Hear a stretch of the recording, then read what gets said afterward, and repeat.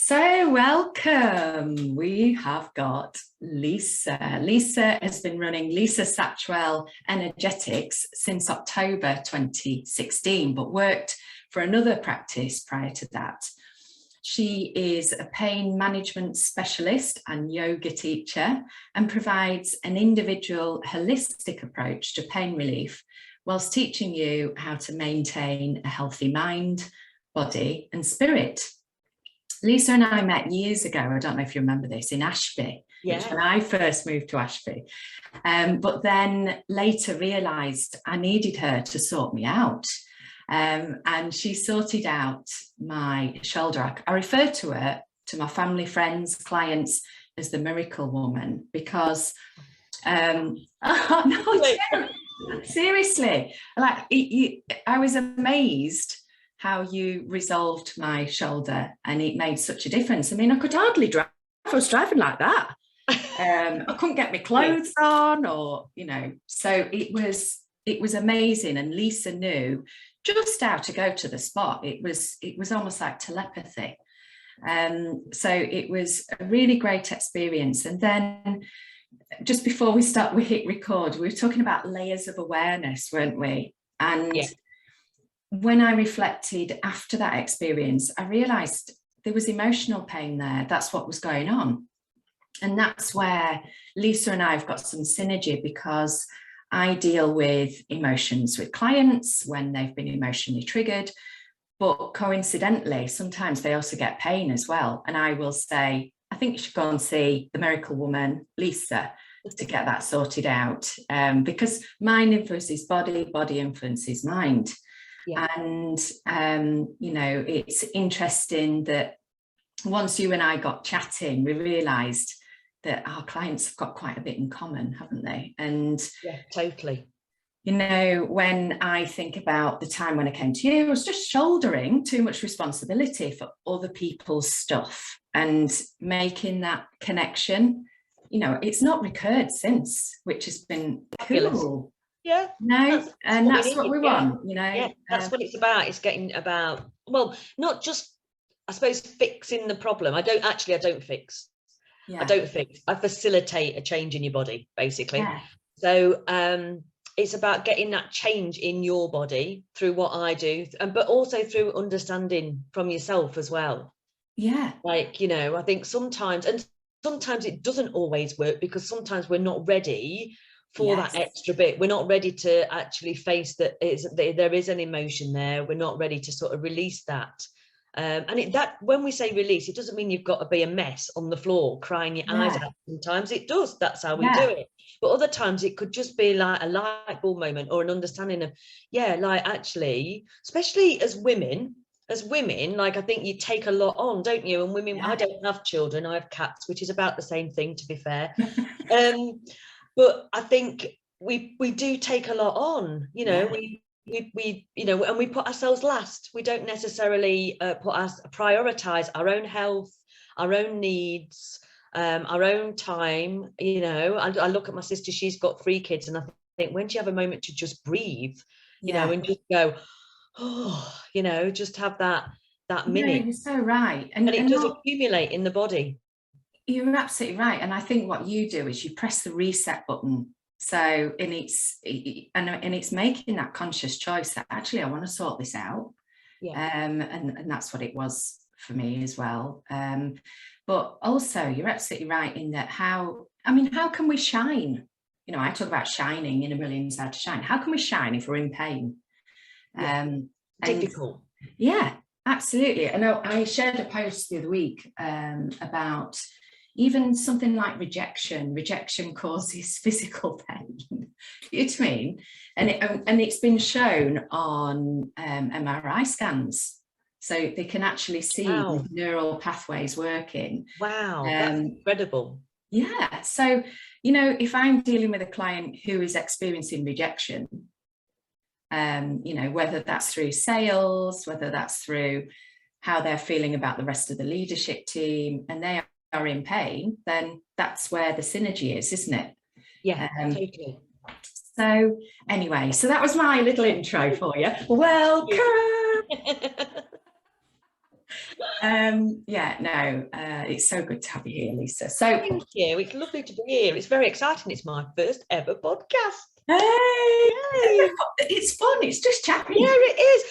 And yeah, it definitely is. It is. I have loads of, well, I don't know whether I'm going off at a tangent here. It's something that I'm gonna do, because I keep having all of these amazing conversations with friends, people, random things, and I go, this would make such an amazing podcast, because it's just, I think it's stuff that, I mean, we talk about things that we probably don't generally talk about, and we go off on little bits of tangents of like, whoa, but I think it's just, these are the conversations we need to have. Yeah, and I think, definitely. and I think sometimes it just sparks something in people, and if it just does that to somebody to go, oh, I never thought of that, or I never looked at it that way, or I never, for me, never, and I don't necessarily all want to talk about pain, but I think people don't put that synergy together. Do you know what I mean? Lots of people come to me, they don't even know that they're stressed.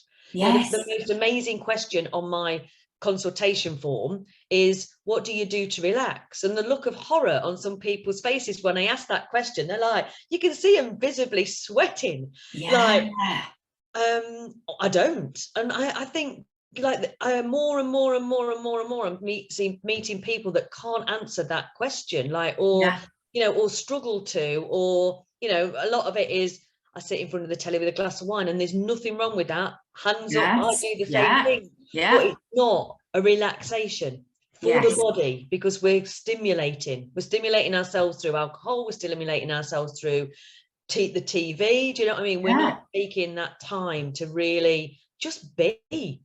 No, you're absolutely do you right. ever do nothing and sit? And I do, but not probably as frequently as I need to. What kinds of things do you do to just be and sit? What are the sorts of things you do? I think, well, yoga really helps. So I'm also a yoga teacher, so yoga really helps, and yin yoga really helps, because yin yoga, you hold poses for long periods of time. Although sometimes it is the mind does kick in then, and I think that's why we don't do it, because the mind, when we are that, the mind, and it will, that's how it does, it's very hard to shut that off. So I suppose in the morning, and I'll be honest with you, I am pretty crap at discipline. I'm quite rebellious. I'm rebellious.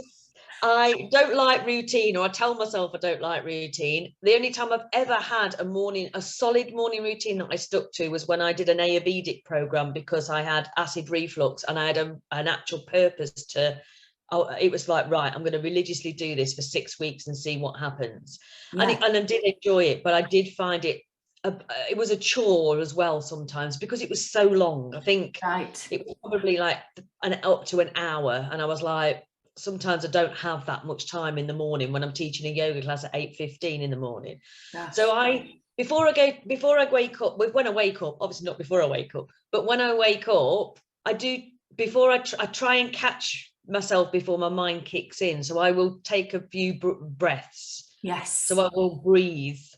Even if it's just for a minute, and I have started to connect to myself. So I do put my hands on my heart, because that's where our soul, or our, whatever you want to call it, that's where we're at, and that's where I feel we're at. So I just try and tune into that. And I have a little chat to myself, really. Like, I just sort of like, and I do, and this is the hard thing, and I'm a little bit embarrassed, but like, I do tell myself all the good things about myself. Good. Because a lot of the time I'm not telling myself those things. So if I do it first thing in the morning, and I'll be honest, I haven't been doing it for very long, but it feels great. And sometimes it's hard to connect into that. So I might need to take a few more breaths into that space. Or I like to imagine things. So I imagine my heart like pumping, and I connect into that. And I tell myself I love myself, because I don't very often. And so are you using positive affirmations then whilst you do that?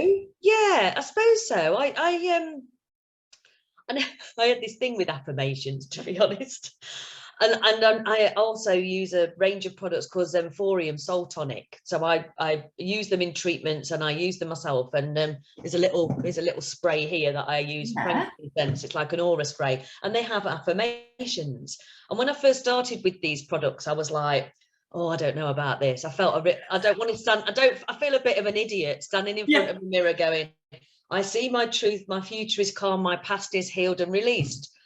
But they're really powerful. Like, so yes, probably it is an affirmation to myself. It's that little prompt to myself that, no, my negative mind monkey, you can do one for a minute and sit on the side or whatever. And I do a little bit of energy tapping and movement to get energy. And I've recently reconnected with my little pendulum, which I absolutely love. So I do a little bit of energy clearing using that, just asking what degree am I connected to the earth, or the energy of the earth, the energy of prosperity, and the energy of the universe. Oh, I say. And then if I'm not 100%, I ask it I douse it to bring me to 100%, or to be in complete balance. I love that. I do that every morning. So let's say we've got some skeptics out there listening. You know, they won't have heard of dowsing or connecting to energy or all that type of thing. What, from a practical point of view, the way I have one of those things, I was going to call it a stick. It's not a pendulum. Yeah. And I used to use it to connect with people's unconscious minds. So we talk about ideomotor signals. So our ideomotor signals are unconscious movement. So you can tap into a yes and a no signal with clients. And I mean, I don't tend to use it these days, because often clients will look at me and think I'm a bit of a witch, because they'll say, oh, how the hell is that happening? You know, and I'll say, well, it's just your body. It's just body language, because your unconscious mind really knows what you really think. But most of the time we are too busy up here, upstairs in our conscious mind. And so all of that aside, from a practical point of view, you are massively programming yourself positively, aren't you? You're giving positive instruction to your unconscious. And I will do it, like, sort of, we do drop out of that. Like, it's not a state of being, like, you know, I think I'm not somebody, like, you know, I think you've got to go away for a long period of time, probably to India and sit on a mount. I'm not like that at all. Very feet on the ground. And I think we all, so then I might make a mistake in the day, or I might forget something, or I might, you know, cock something up. We all do. And then suddenly that, like, oh, knew you'd do that, blah, blah, blah, blah, blah, blah, blah, blah. And it's like, no, I picked this up from somebody. I do some, I work with, well, I say work with, I do some stuff with Kirsty Gallagher. And she's all about the moon and crystals, and I subscribe to her monthly. And because I suppose the moon is my sign anyway. I'm Cancer, so I'm ruled by the moon. But the last year it's been like, I suppose since lockdown, you know, you find new things, don't you? And I've always been fascinated by it, but I've sort of been learning and following moon cycles. And so every 2 weeks we do a full moon ceremony and a new moon ceremony with her. So I just find it absolutely fascinating, the astrology side. And Prue Nichols is another amazing. I've done work with her about astrology and the planets and how they affect us. And I've completely forgotten what I was saying now. I've gone off. This is how we. Put on the mind monkey. So I think it's just reaffirming. Do you know what I mean? Oh no, that was a saying. She said something once, and I was doing something on my laptop, and I could hear these little, oh, what are you doing that for? Blah, you know, like all of those things, you know, you haven't got any qualifications, you're not good at this, blah. And I was like, so I just looked at the seat next to me and I went, you can sit there. I love it. You can stay there and you can behave yourself, because I'm doing this. And I tell you what, because I get the feeling that I had, because I get this anxious or nausea or fear or whatever it is in my gut, just disappeared. That is such a good tip to metaphorically put it in another chair. Yeah, I'd never used it before, but I think she'd said something like, you know, because I think you've invented a technique there. Well, I don't think I invented it. I think I've pinched it with pride, as somebody said. And that segues very nicely into imposter syndrome, because what you described there is imposter syndrome. So, I'm not qualified, that self-doubt. And we all, 70% of us experience it at some stage in our career. And I did a survey just recently, and the biggest trigger for people is their inner dialogue, just as you've described. So you've given a really good example of how you manage it. Actually, you do your affirmations in the morning. You're aware of your monkey mind, as you refer to it, and we've got a new technique, folks, designed by Lisa Satchwell. Oh no, I can't take credit for that. Why can't you? Oh, all right. Why can't you? You just thought, it. There's a spare seat here. You can park yourself on that. You can park it on there. No, I think that's brilliant. I think that's a really good idea and very simple to imagine and adopt. I was surprised that feeling I was like, ooh. I was looking around for like something, but I was like, oh, that's great. So this podcast is centered around my book, Brilliance, How to Shine, 10 Antidotes to Imposter Syndrome, Workaholism and Stress. And so our questions are centered around some of the chapters. And the first chapter is actually about your coordinates, because if we don't know where we're at right now, how do we know where we want to journey towards? And the book itself is, just as a guest said last week, who's been interviewed on the podcast, every chapter is different. So it's not a repeat of the same things. You go on a journey so that by the end of it, you are shining. But if you're going to go on that journey, you need to know where you're at. So if you could give us an idea of what are your coordinates, what you're feeling challenged by, what you're excited about, what's happening in business life, any of that stuff that you want to share with us. Okay, well, I feel like I'm in a transition right now, not to stop what I'm doing and do something completely different, but the way I do it. So obviously I work for myself. I've only got so many hours in the day. There's only so many days of the week I want to work, and I work one-to-one. Apart from my yoga classes, which are online, and I have more people, I work one-to-one with people. And that's amazing, and I love it, and I love that connection, but I want to reach a wider audience. And I've also there's a limit to one-to-one, because, yes, I can increase my prices, but I can't increase them exponentially. Yeah. And then expect people, do you know what I mean? I've got to be within what I feel is right for my, for what I deserve and what I've achieved and everything like that, just in alignment with me. Yeah. So there'll be a limit on what I can sort of earn in that. And it isn't just all about the money. I think it's also about educate, because I want to educate and empower people to take responsibility for their own health. So I feel at the moment I'm in a transition, and it doesn't feel comfortable, and I suppose, I don't know, I have, like I mentioned, I get this feeling in my gut. Yes. I have to work out whether it's excitement, fear, or something telling me, or intuition telling me, gut feeling like, no, don't do this. And there are subtleties. How do you work it out? Well, I suppose I'll make a change. I suppose sitting that person on the seat, and it disappears. That's it. Do you know what I mean? And then sometimes it's with me for a while, and I'm like, oh, what is this? And sometimes that is that there is a pattern, of going around in a wheel of here we go again, same feeling, same pattern of behavior. Normally I go into sort of lethargy, can't be bothered. Yes.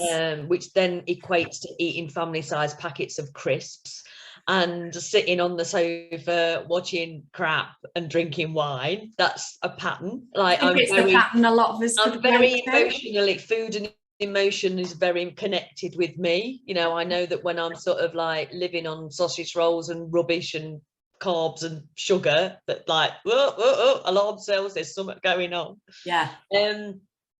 So yeah, so going back to, I feel like I'm in a transition. So I'm excited and scared about it because, you know, and also I think, you know, the people that come through the door change. You know, like the type of people that I want to work with, I want is different, or I want to be different. You know, how do you want them to be? What's your... Well, I suppose really, you know, I think first of all I have to step into it, and then they will step towards me. Yeah. You know, like I think I was going to give you an answer that wasn't actually quite true. You know, like I want to work with people that want to embrace all that I do. Do you know what I mean?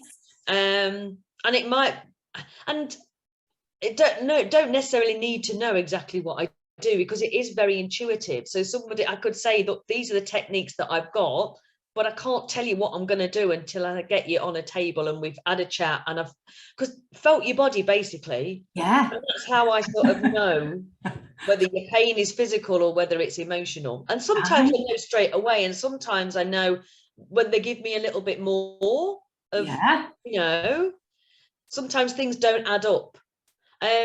So how do you tell? That's really fascinating. How do you tell whether it's physical or emotional? What do you feel? Well, there are a certain things. So at the moment, I work with people that are on long-term chronic pain on like a treatment plan of 6 initially. Now, I'm not necessarily saying that people are going to be completely jumping around and running. Some people are, but not everybody. Because if you've been in pain for, well, some people, like I'm working with somebody at the moment who says he's had sciatica for 40 years. Wow. You know, like when you've had that sort of pain or symptom for a long period of time, 6 sessions over 6 weeks is not, sometimes isn't going to touch it. Do you know what I mean? There's lots of layers to uncover. So sometimes if things don't change around 3 to 4 treatments, then I know something else is going on. But sometimes I can pick it up a lot quicker than that. Sometimes just putting my hands on somebody's body, it's like, whoa, we're not dealing with pain here. And I can't tell you how I know that. But you just do. Yeah. You know, like it's a feeling. It's, you know, like we all know, you know, we walk into, this is the energy. We walk into a room full of people. You know, when you go, let's use networking. We've all been networking. And you are attracted to one set of group of people sitting over here in a corner, and you go over somewhere else and you're like, I don't know about that. And there's nothing wrong with them. Don't get me wrong. I'm not saying that they're good and they're bad. There's not like that. But you just know, you know, we're like, no, that's probably not right for me to join that group. Or we do know, or we walk into a point, it's like, who died in here? You know, like, you know, and is it similar when you put your hands on someone, or what do you experience? This is a tricky one to. How do I explain this? I suppose it's that. I think it's that innate knowing. Like, you know, we've all got this inner wisdom, and I am I would say just tapping into it. I'm just letting it out or opening myself to it. Yeah. Because I think I was talking to somebody yesterday, and I said, I feel disconnected sometimes from it. I feel like I've pushed it down. And I think it does relate to childhood. I know you're like, you say this as well, like whatever happens in childhood, we get triggered in adulthood. And I think, you know, and, you know, by the end of the conversation, I'm like, so I went in like, and then I'm like, woo, like your book, you come out shiny and bright, like a new penny, you know. But I think it is that. I think we've all got it. We've all got some innate wisdom about something, and it doesn't have to be weird and wonderful. It's just us. It's innately in us. So to try and describe. So what I can describe is I get a tingling. Right. Feeling sensation. My friend, who I treat quite a lot, says, I've got gremlins, you need to come and sort it out, or I'm coming to sort gremlins, or I call them orcs, because, like, you know, like a Lord of the Rings, because sometimes they are like, rawr, they are like orcs. I'm like, these are not gremlins, darling, they're orcs, because they're like, and she knows when I'm getting to it, and because her fingers start to go, I'm like, don't lash out. breathe. Yeah. Because Do you see, so years ago, I used to practice Reiki. So I did Reiki and coaching. I couldn't get the two to meld together. But this was more of my, I guess I'd got imposter syndrome going on, because clients would come and I would know stuff and I wouldn't be able to explain why I knew stuff. And they would say, my hands would be drawn to certain areas and I'd be like, you've got a problem with your knee. Well, how did you know that? And I'd say, I don't know. And it was the fact I couldn't explain why I knew something. And I felt like I didn't have a reference map to refer to, to go, right, well, this means this. And, we were talking about, so I was saying shoulders, responsibility. I didn't feel I knew enough information to do that with my clients. And then, but what came out of it is, through those attunements, I was able to see auras, which sounds completely bonkers to some of my clients. And the first time it happened, I thought I was getting a migraine. And we were in this client's house, my husband and I, it's when we were working together. And all of a sudden I could see red mist. And I thought, oh, and I elbowed my husband when he was out making a brew. I said, can you see like a red mist? And he looked at me like I was absolutely crackers. Yeah. And of course, Mike, what he's like, yeah. Science brain. Yeah. She fixed my husband as well. Sorry, I know you don't like the word fix, but anyway, he came back in and I realized, I made the connection. We were being quite provocative with this client. This client was at risk of failing again. And he was in denial in terms of what needed to change. So I was really pushing him. And he didn't like the questions that I was asking. I was asking with positive intent, but the red mist was literally descending. That's exciting. And so I've got all goosebumps. So it was weird. But then I learned to kind of, I don't see it all the time, so I can't see it with you now. Yeah. It's often when clients are physically in the room with me, although I have started to see it on Zoom, if we've got the right backdrop. And I can tell when people are being very vocal, I'll see blue. When people are healing, I'll see green. When people are angry. And I had it with one client where I said, so how did it go in that board meeting? It was fine. And I thought, well, I'm seeing red mist around you. I didn't tell him that, but that's what I could see. Yeah. And I said, are you sure it was fine? And we were also at the time using Fitbit to monitor his pulse.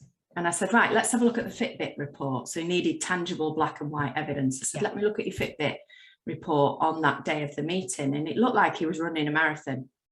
His pulse was right up. And I said, right, come on, let's talk about it again. What happened in that boardroom meeting? Yeah. And so it's just extra information. It's, a lot of people will think that's weird, but that's how I use it. So that's really cool. It's really cool. I don't see anything, and I do get a little bit upset that I don't. And I'm sure you could tune in and like, and probably, I don't know, get that skill. Gift. I don't like it. I don't think it's a gift. I think it's just we've all got them. Do you know what I mean? Exactly. We can all do these things. Yeah. It's a bit like, how do you explain when people are in accidents and somebody can actually lift cars up? How do you explain that? You know what I mean? Yeah. That is, it's similar. Like it is. We've all got these. Like you would, and then they can't do it again. Yeah. But in that moment, we can. So we can all do extraordinary things. But this is not mainstream, is it? That's I know. And what you were saying about some people just need to know. Like, so, like if you'd said to me, I can feel this around your knee, I'd be like, yeah, okay. Because that's normal to me. But a lot of people wouldn't. And I think it is harder I think it's interesting. When you were talking, I was thinking, it's where we don't really need to have to answer those questions. Like I had somebody on a table once who came for the first session and said, will you talk me through the whole session? And I was like, no, I won't. Because I explained while I was doing the first bit, I'm doing this just to assess how your body feels to me, yes, you know, and to introduce my energy into your energy. Do you know what I mean? Because yeah, that's, we've all got it. We've all got, you know, like yeah, these fields that you see in these auric fields, these coloured fields yeah, are our energy fields. And we're not just, well, we're not physical body yeah, at all. yeah, We're not a physical body at all. I don't believe. yeah, Like some yeah. No, people well, when you're looking do, at, but I don't. I believe that yeah, this physical body transports yeah, me, my soul, my energy, all the parts of me around, you know, like a car.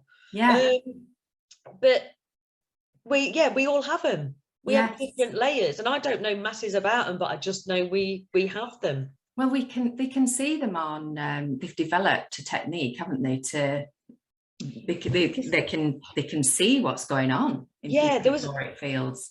there's a, I can't think what I it's can't called. remember. I've got a book in the other room. Yeah, A guy that invented a Chilean camera or something like that. It was yeah, English, and he yeah, took photographs, and he could see the auric fields, even the energy field of somebody like who's lost a leg or a limb. The yes, energy field of the limb is still there. yeah. No, And it is. that's, yeah, It is really fascinating. And, you know, back to we all have it. I think the only reason I have it is because I was attuned to it. I think that attunement process. yes, But even yeah, like and Daisy, my daughter, she's fascinated. You've met her, haven't you? yeah, And she's fascinated by that stuff too. And she can see auras, but she has practiced. yeah. And she can, you know, she's not quite at the stage where she can see colours, but she can see outlines of people's auras. Cool. And Yeah. Well, I think kids can. Like when you're a baby, you see babies looking around, don't you, at people like, yeah, and then they smile or whatever. And I think as children, you can, you know, like my little nephew's 3, and he talks about ghosts. I said to Beck, don't push it out. Just, yeah, great. What do yeah, you see?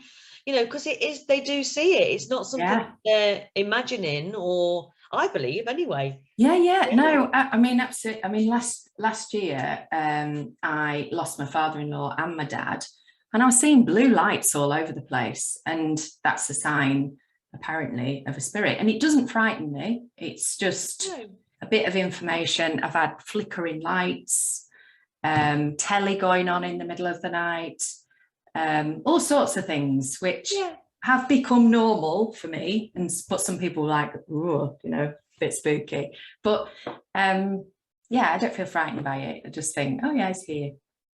So yeah, interesting. So right, I knew it would be a bit like this. I know we've gone way off tangent, haven't we? No, this is good. It's really fascinating. I find it dead interesting. So let me have a look. So one of the chapters is about when people sink. So you and I deal with people when they're sinking a little bit.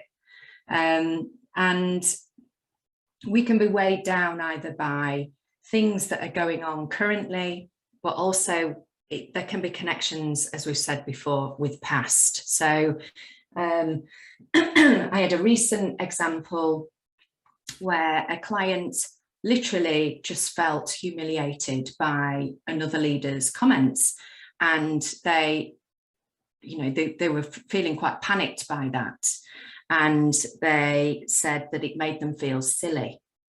Now that language is connected with childhood. When we feel silly, often there are silly, stupid, often there are connections in childhood. And so we will deal with that next week when he comes to session. And I said, I can hear your triggers. We'll just haven it away. It's fine. It's cool. We'll deal with it. So what my question to you is, what is it that typically tends to dull your shine? And so that's the first part of the question. So dull your shine or weigh you down. And then the second part of the question is, how do you deal with that? How do you offload that baggage, or how do you move on from it, I guess? Yeah. Dull my shine. I think doing things that I don't want to do. Yes. Or like, yeah. So I was thinking like moving outside my boundaries. That's another. Yeah. You know, I'm getting a lot better, and I am very good at saying no to things, but saying yes to stuff where you feel obligated. You're like, anything where in the sentence is a should. Yes. I should do that. I'm eradicating should out of the English language. But I suppose like it is that all work and no play makes Jack a dull boy, or whatever the saying is, isn't it? And I think, you know, I am learning that I need to have a little bit more fun in my life, you know, like what do you do for fun? Because I think that's a brilliant topic. You know, you were asking, you asked your clients, what do you do to relax? Yeah. Well, I get the same look when I say to delegates, if I'm training, what do you do to have fun? And they'll go, there's just silence. Well, yeah, I went out. I've got a couple of people who work in the clinic now who do counselling hypnotherapy who've not met. So we went out last night, and the lady who does hypnotherapy was talking about, she's very animated, and she was talking about, you know, like, she works in the NHS, so I could see that, you know, when you're surrounded by death a lot, you live your life full. Like, and this woman, I was like, oh my God, I need to take a leaf out of her book. I said to her, right, tell me what you do. I said, because one thing I said was, because I'm single and I'm on my own and I'd love to do all these things, but I haven't got anybody to do them with. And she went, you don't need anybody to do them with. You do them by yourself. Just off you go. And I was like, God, she's right. And I did that. When I lived I moved to Australia by myself. Wow. I did have somewhere to go and live, a friend who I lived with, but I traveled by myself. I'd go off by myself. I'd do all these things. I'm like, now I'm back here. What's stopping me? But I do. I go to the cinema by myself. I don't have a problem with anything like that. But like she was talking about open swimming, and I'd love to do that. I would love to do it. But I'm like, God, where's round here? She said, well, there's a pond in Repton. I was like, I don't want to swim in a pond. Like, because I want to swim where it's, but there is, you just have to like do something about it. Do you know what I mean? And I think also what dulls my shine that's popped in is I get lots of ideas that I get lots of excited about, and I'll be dead honest, I don't do them because of imposter syndrome, because of, I can't do that, or somebody else has done it, or I've got no qualifications, or this, that, and the other. And when I don't do them, you don't see that shine rub away, do you? But you slowly start to gradual. And then you find yourself back at that place on the sofa with a family-sized bag of crisps and the wine and the crap TV. And I go, I'm here again. So that's your trigger, is it? That's when you know that you've got to buff up your shine. Yes, or like, you know, and it doesn't have to be, I don't have to go and book a massive holiday or anything like that. Like, I tell you, being in a wood with I've got a favorite tree that I go and visit, and I normally sit in it, and people walk past with the dogs looking at me very strangely. And I found it in lockdown. I was like, this is on my doorstep. Why did I not know about this before? Like, I do love trees. And I talk to them, and I think they talk to me sometimes, and I like hug them. You know, but again, science has proven that nature is really good for you. Well, there's a book on my, I know that one of the questions, whether you're asking it or not, is what on your bedside table. I'll have a quick look. One of the book is Earthing. I haven't read it cover to cover. I've picked it up, but there's a book called Earthing by Clinton Ober. There's two other authors as well, which I can't remember. And he talks about planting your feet on the ground, grounding. And it's not a one-way thing. It's to do with electrons or ions or something. Please don't question me on the technical bits. I read it, I understand it, and then it's gone. I'm not very good at remembering things like that. But we give something to the earth gives something to us. And it all went wrong when we put shoes on, and we put that piece of rubber or whatever it was underneath, and we can heal ourselves. He uses you can buy things for your bed that you can sleep on, that you put a wire out the window and you rod it into the ground.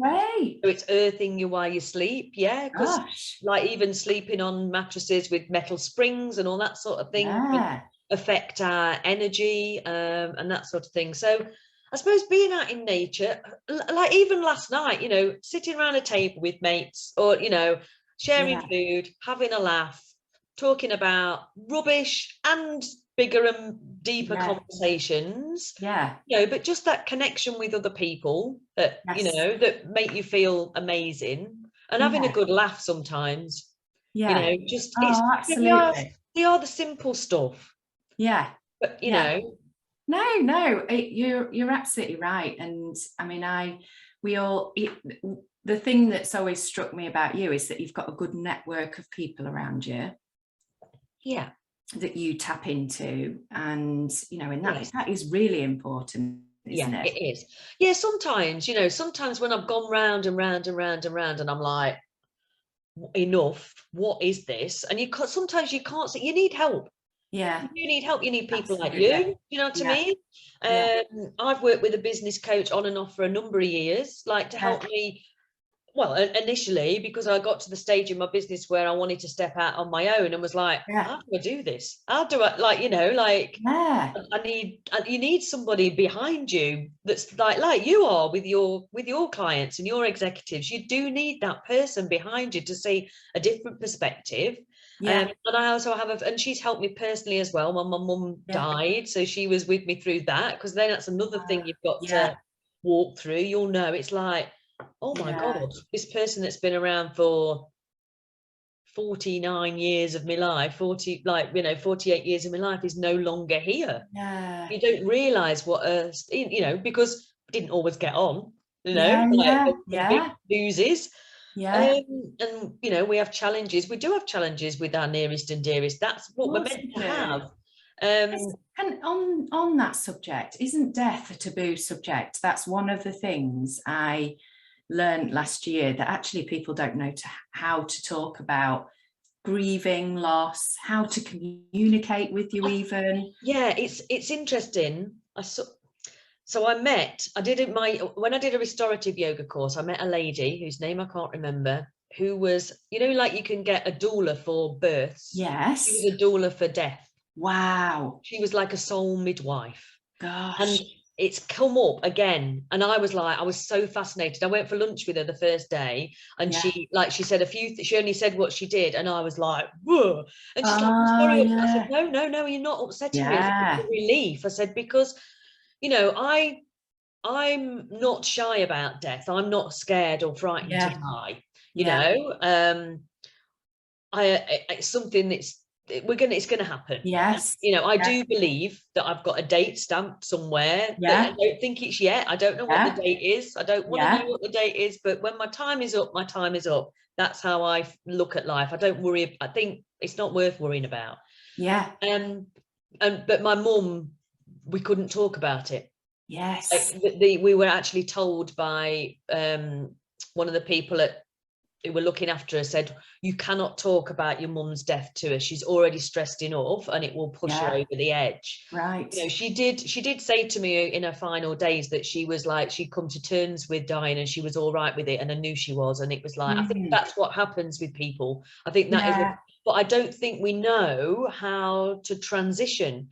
And Like, how, we don't know what goes on in the transition period. no, Like you and taught at school about sex education and how a child's born, right? yeah. At that point, you're like, we don't want to know. Yeah. But you do have an idea of what happens when you're born. But energetically we don't know what happens, or emotionally No. what happens to that child as it comes through the birth canal, and what happens. And we Yeah. don't when we die. And she was explaining to me, there are stages that you go through, and there's stages that you can take somebody that's going through death and their nearest and dearest, so that they understand energetically, spiritually. And Yeah. I was like, oh I my God. so wish our So family had had that. I actually looked at doing the training, and it's still probably on the radar, because it came up Yeah. again this week. I've been watching some webinars about, Claire Wilcox has put some webinars together about different forms of complementary therapy, and how she wants to she's a doctor, but is Yeah. also into complementary and alternative therapy as well. And so she's been talking to lots of people, and I've not seen all the webinars. They're only available for 72 hours, but the ones I've seen are very about energy and things that I've seen before. I'm like, oh, this is a bit. Yeah. No, So, I like, seriously yeah. love all So, of that. so yeah, I don't know what I got again. I can't No, remember. no, no, no, that's no, I was just saying that death is such a taboo Yes, subject. and I think we don't understand it. And I think also, I wish I learned from those two death experiences, and I would do things differently, just because Yes. that's my Yeah. mindset. I'm always, we were saying earlier, I don't have any issues with screwing up. I screw up and then I learn, screw up and learn, screw up and learn, and we get better and better through those screw ups. And there are definitely things I would do differently with my dad in particular, because it was quite a long drawn out process, as cancer usually is. Yeah. but I wish I'd had more direct conversations with him. And, this pussyfooting around. I mean, there were times when I, as the older sister, said, look, I think Dad needs to be able to say what he wants to say. And let's stop being polite about this, because, there were times when he really had stuff to say, but there was this energy of, come on, let's still be positive, and it's like, it's dying. Let's accept this. Yeah. And, so, I think, everybody takes it very differently. So I was very involved. Yes. Because I lived close by, but my sister lived further away, but couldn't cope with it either. So I was in the thick of it. And I always, we always had this joke in our family that was like, when you get old, don't expect us to look after you. You can go in and home. And I know that's an awful thing, but it was a bit of a like, and don't think because you brought us up that we're going to do the same. Well, I tell you what, I was like, I would have done anything. And I never thought I would. Yeah. Luckily we had people from St Giles that would come in and, when the last few days, to do all the things that I don't think we should have to do. Yes, but you're right. I would have done them if I had to have done them. Bless you. Just to clean and make sure that they're, it's, I think people, it is a taboo subject, and I think it's harder for the people that are left behind than the person going through it. And if we, if we understood more about it, I think it would help, because you sort of, and some people believe in the afterlife and some people don't. So, it's not convincing them of anything otherwise. Yeah. But I think it's more of it's just an empowerment, isn't it? Yeah. And, I think, and to have these conversations way before, because I've now said because we didn't have a clue what my mum wanted from a funeral perspective, not an idea. Yeah. But so we just did what we felt would be the right thing, but it's hard. Even choosing a date, just choose one for me. I don't want to pick a date. I don't want to deal with all these questions that, No, even at the end where it was like, we can't play that music because we don't have a license. And I was like, it's tomorrow. I am not doing anything about this. You sort it out. And then to the funeral directors, and they were phenomenal. They were like, we'll sort it. I was like, thank you. Because I just can't handle this. No, it's so much to process. And, I've totally cheated with it. I've used Havening to deal with it, because it's not cheating. It's not a cheat. It's a tool you have to help you survive, and all, and I think it's amazing. You do need things like that. But what was interesting is I didn't Haven straight away. I waited until I thought, actually, do you know what? This is hanging around a bit too long now. Yeah. I'm ready to let some of this stuff go. But what was interesting when I finished it was how peaceful I felt afterwards. Yeah. And I felt exactly the same way, actually, when my dad died, when I said goodbye. And it was, I know it's ridiculous, but it was a really beautiful, peaceful moment. And I remember driving back from, so he lived in Morecambe, driving, and I was on holiday at the time. I popped over to say my last goodbyes in Yorkshire, and just driving back, and I just felt at peace. But yeah, I think there's so much out there, isn't there, in terms of how we can help ourselves, and don't have to either physically be in pain or mentally be in pain or emotionally be in pain. Yeah, and it's that whole, yes, I have loved our conversation today. I've hardly asked you any questions. I'm going to have to start rounding things up. But it is such a fascinating subject. And to you and I, it's normal. To people out there, it might seem strange and weird, but I would say open your mind to it, because you can lead a different and a better life, can't you? And because it can be consuming. I know we need to wrap up, so I'm not, but we can consume ourselves with fear and worry and death and all of these things. And it does consume me sometimes when you get into that, and then you're like, oh, hold on a minute. And that's the point. And I think sometimes, in our helping professions, people expect us to be perfect, and we're not. The crap hits the fan, but the difference is we have tools in terms of how we handle it. So this brings me on to the final chapter, which is about the mess deck, which is, so the mess deck typically, so there's a sailing metaphor throughout the book. The mess deck typically is where people would rest, relax, recharge, take care of themselves, really, take care of the body. So how do you take care of your body and mind? What are your go-to? Physically, I start with lime water every morning. Warm. I have warm water. Warm water is easier to digest than cold water. And I'm why lime, not lemon? That's a good question. I don't know, really, the answer. You just prefer it? When I did the Ayurvedic cleanse for 6 weeks to get rid of the acid reflux, she said lime. So lime, cider vinegar, and I use only like half a teaspoon of cider vinegar and then half a teaspoon or a little bit of honey to sweeten it, but warm. Because and I'm also, I don't want to go into Ayurvedic, I'm pitta, so it's fiery. I'm quite fiery, so it's important to keep sort of the stomach, like it's like a coal fire, you know, like you don't want to keep fueling it and then letting it die out, fueling it to let it die out. It's better if it's like a barbecue most of the time and then it's ready for stuff. I think so. There's certain things that there's only 2 things that I've really stuck to with that, and that is, so first thing in the morning I tongue scrape. I use a tongue scraper and clean my teeth, obviously, and then I have the lime and warm water. Nice.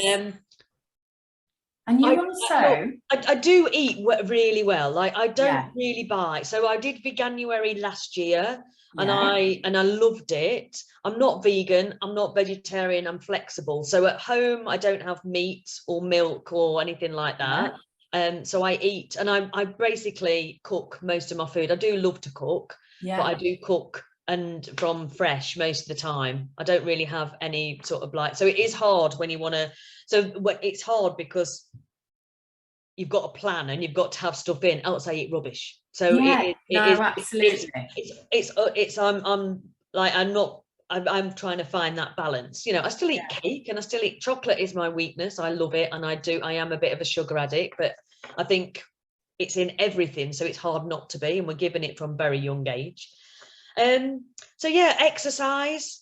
I do love yoga, but I also like punching a bag, you know, doing boxing and some aerobic stuff. So I do a PT session every week to keep that sort of thing going, and just getting outside. Like there's nothing better than, like, even if it's just for 2 minutes standing in the garden, like the sun's just hitting us now, isn't it, just to take a bit of those rays in nature.